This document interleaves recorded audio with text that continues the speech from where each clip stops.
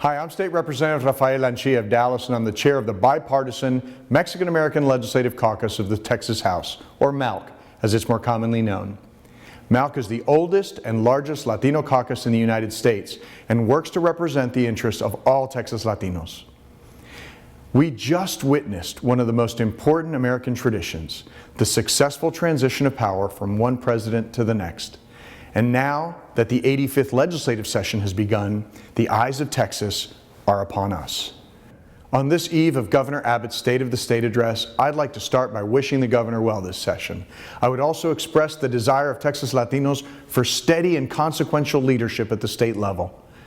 During these uncertain times, MALC members are committed to working with the governor on bipartisan solutions to ensure that the future of Texas is one in which everyone has a chance and opportunity to succeed.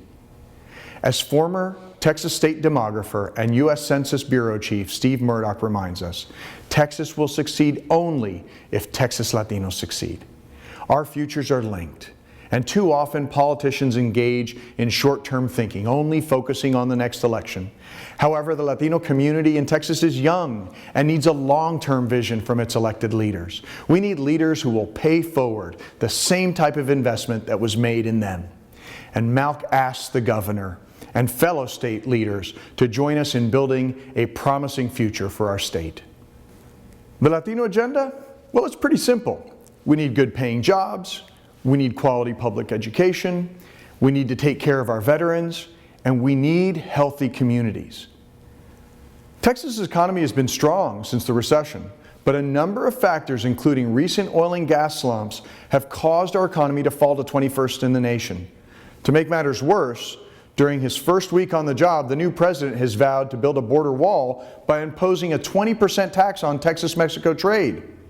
The Texas Association of Business has warned that these policies threaten countless Texas jobs that are tied to the bilateral relationship, which accounts for about 15% of Texas's GDP.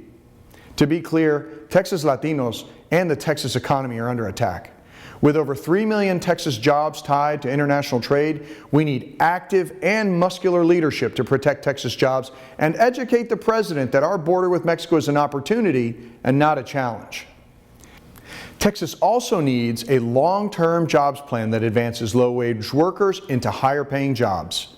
A recent Federal Reserve Bank report indicates that the share of low-wage jobs in Texas has grown at twice the rate of high-wage jobs. This means that people looking for work are more likely to find a low-wage position that doesn't pay enough to help them make ends meet and take care of their families. After having enjoyed strong job growth under Governor Perry, Latinos are looking to Governor Abbot for a jobs plan to reverse the trend of the last few years. Next, Texas needs to do more to ensure students are prepared for a 21st century job market. Currently, Latino children make up 52% of enrollment in schools across our state, but they also make up the largest ethnic group that ultimately does not complete high school. As we continue closing the achievement gap, we must first take care of our underfunded public schools. The Supreme Court has said that our school finance system meets minimal constitutional requirements, but Texas Latinos need to be more than adequate. They need to be globally competitive, and they need to be the workforce of the future that will help Texas thrive. In addition to listening for a school finance fix tomorrow, we also are interested in your vision for ensuring that Texans have access to an affordable college education. Of particular concern are dreamers who have been able to continue their education through laws like the Texas Dream Act or deferred action for childhood arrivals. And they're in college, or they're working as nurses, police officers, teachers, and they're making our community better.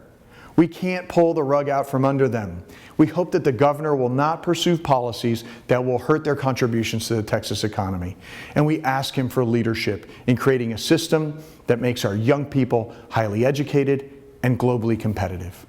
Next, we're increasingly concerned with the legislature's willingness to compromise on issues that concern our veterans. Last session, the legislature tried to repeal parts of the promise that we made to veterans and their families. Unfortunately, the fight to repeal the Hazelwood Act continues this session. Texas has a very high percentage of Latino veterans, and MALC members represent military towns all over this state. If we could find $800 million for DPS and possibly spend $20 billion on a border wall, then we can surely find the money to reimburse our universities for the promises we made to our veterans. When we shortchange our veterans, we turn our back on the values that made us proud to be Texans, a belief in honor, duty, and shared sacrifice.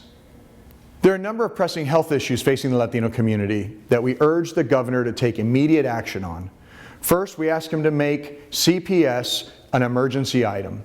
The CPS crisis affects over 46,000 Texas children, 19,000 of whom are Latinos. Our next priority concerns the 2.3 million non-elderly Latinos living without insurance in Texas. This is the highest rate of uninsured in the nation. This means that 56% of all Texas Latinos do not have access to affordable, preventative, prenatal, and life-saving care. And without a replacement plan for the Affordable Care Act, the 1 million or so Texans who gain coverage under the law are also at risk of losing care. This is especially alarming given the high rates of childhood obesity, heart disease, and diabetes that our community faces. As the fights grow over bills that do little to move our state forward, our healthcare system remains chronically underfunded and underperforming. And when we stop caring for our young and for our sick, we make a mockery of the belief that every person has a basic right to a healthy life. This is a call to action and a reminder that the future of Texas depends largely on the success or the failure of the Latino community.